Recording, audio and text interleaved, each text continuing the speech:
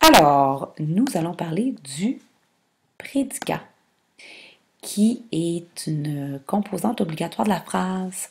Donc, dans ta phrase de base, tu as deux composants obligatoires, deux constituants obligatoires. Tu as le sujet, qu'on connaît bien, et le prédicat.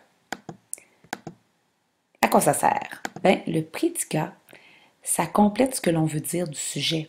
En fait, ça répond à la question qu'est-ce qu'on veut dire sur le sujet. Tu vois, dans la phrase suivante, plusieurs gars dans ma classe aiment le hockey. Mon prédicat, c'est aiment le hockey. Qu'est-ce que je voulais dire sur les gars dans ma classe? Je voulais dire qu'ils aiment le hockey. Voilà l'information que je voulais donner. Aussi, comment trouver le noyau du prédicat? Ben, dans le prédicat, c'est le verbe conjugué qui est le noyau. Par exemple, mon amie Nathalie aime regarder ses camarades nager. Ton prédicat, c'est aime regarder ses camarades nager. Et le noyau, c'est le verbe aime qui est conjugué. Et ça nous dit qu'est-ce que mon amie Nathalie aime faire.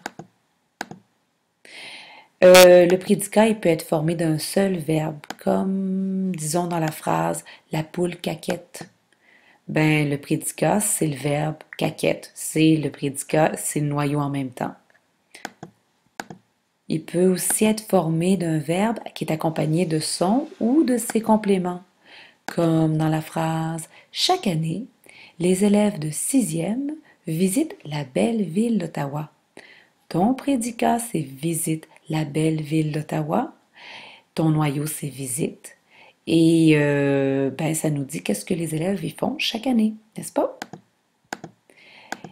Et lorsque c'est un verbe être, ou sembler, ou paraître, ou rester, ou demeurer, devenir, avoir l'air de. En fait, lorsque c'est un verbe qu'on dit attributif, il va être accompagné d'un attribut. Ça, c'est plus quand ça parle d'un état, par exemple. Le cheval est blanc. Il est comment, le cheval? Il est blanc. Ton prédicat, c'est est blanc. Ton noyau du prédicat, c'est est. Les élèves semblent reposés. Ben, ton prédicat, c'est semble reposer et ton noyau, c'est semble. Et ça nous dit comment ils sont, les élèves. Comment le reconnaître?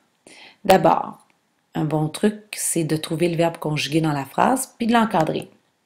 Ensuite, souligne les mots qui accompagnent le verbe conjugué, qui donnent un sens au verbe qui est conjugué. Essaie de supprimer le groupe de mots. Si tu n'y parviens pas, c'est que tu as trouvé le prédicat.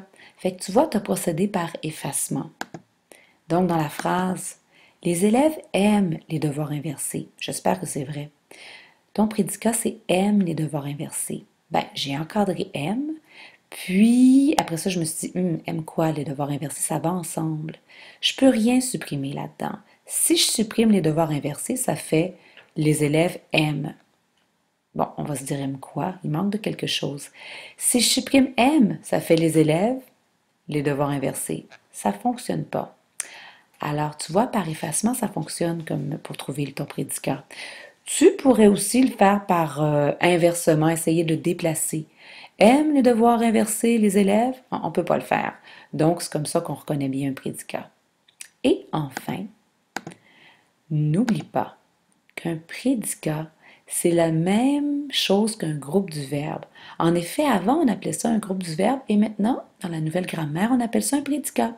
Mais c'est la même chose. Donc, j'espère que tu comprends bien maintenant c'est quoi un prédicat. Pratique-toi, je t'ai donné une petite feuille d'exercice.